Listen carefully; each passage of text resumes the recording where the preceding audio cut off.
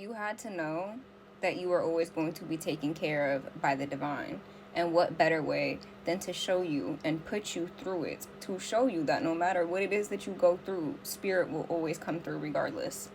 I'm hearing your guides put you through something or multiple things so you could see through your own eyes that you would always be taken care of. And that's the true meaning of tough love, is what I just heard.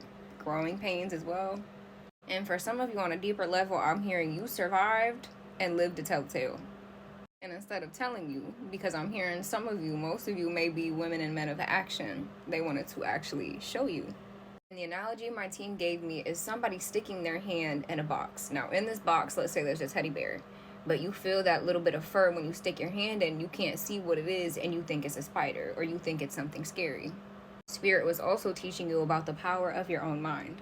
And I'm hearing the final boss to completing whatever cycle that you just completed was your own mind. I'm also hearing too, like, the nature of what somebody may have tried to send out on like a spiritual is in the sense of you, because they couldn't physically mess you up one on a timer as I say this, so they wanted you to mess yourself up. And I have a feeling this has to do with overactive imagination is what I'm hearing. That's why I said that analogy, because it's like they wanted you to be scared to step out of your comfort zone or take a risk. Like spirit wasn't gonna, I'm seeing the Fool card, like you weren't gonna be taken care of regardless. I'm also hearing people may have tried to write off your intuitive gifts. Specifically, they could have used the words, maybe they called you a liar, maybe they said that you had an overactive imagination, but now they're seeing that it's not that. You saw clearly. And what's even crazier is it's like a mind fuck for these people, because it's like they looked at you as the odd one out. They looked at you as something being wrong with your mind, but now they're questioning their own judgment. I'm hearing you successfully came out of the maze that they tried to keep you in, the loop, the cycle that they tried to keep you in. Someone may have tried to use your own mind against you, and something about triggering fears, triggering childhood fear. Somebody could have asked you, throat chakra, okay, it's coming out, I don't care.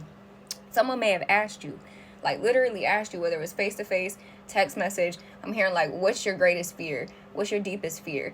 And they may have said this to make it seem like they were trying to be vulnerable or get deep with you, but in all reality, 222 on the timer, that was for a reason.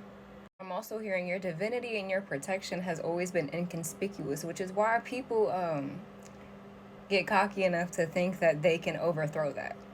And I'm hearing you know you're protected, but you may not have realized the extent, the depth to the protection that you have, especially for those of you, I'm hearing something about like the lineage line. Like it's a long, long line of protection. Also, being biracial has something to do with this, because of the fact I'm hearing some of you have many different, it's like you're tied to so many different lineages, so many different rites of passage that you can kind of go to when it comes to protection. And really, I'm hearing your spiritual gifts as well. That's a big part of the reason why I tell people learning your lineage is learning your magic and accessing your magic. So just know, if anybody thought that they were going to put you in a maze or pin you up against yourself, they thought wrong. I'm also hearing someone might have not even believed in God or believed in religion or spirituality, but they do now. All right, love y'all.